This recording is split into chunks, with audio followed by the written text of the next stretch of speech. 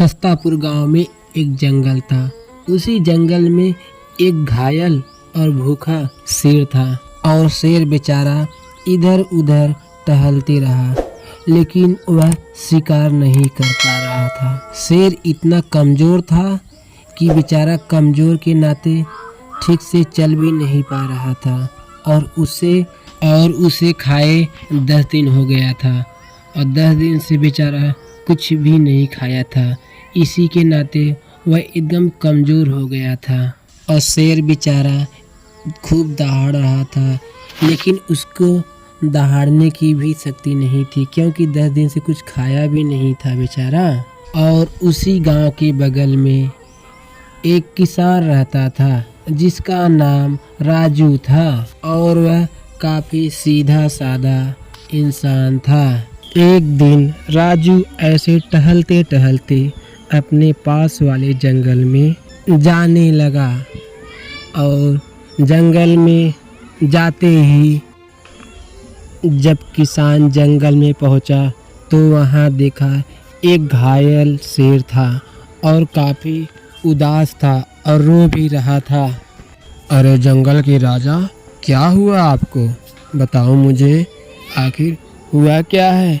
आप इतने उदास क्यों हो? बोलो जंगल के राजा।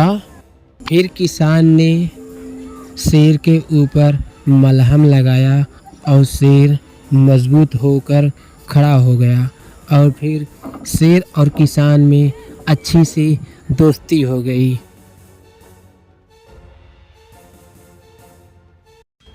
और किसान वहाँ से जाने लगा।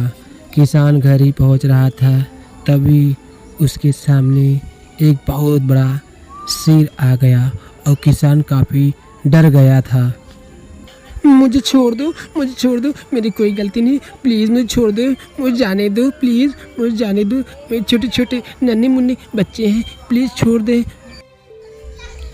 किसान रो ही रहा था, तभी किसान ने जिस शेर को बचाया था तभी वह शेर आ गया और शेर बोला, तुम जाओ यहाँ से, इस शेर को मैं देखता हूँ। फिर वहाँ से किसान चला जाता है।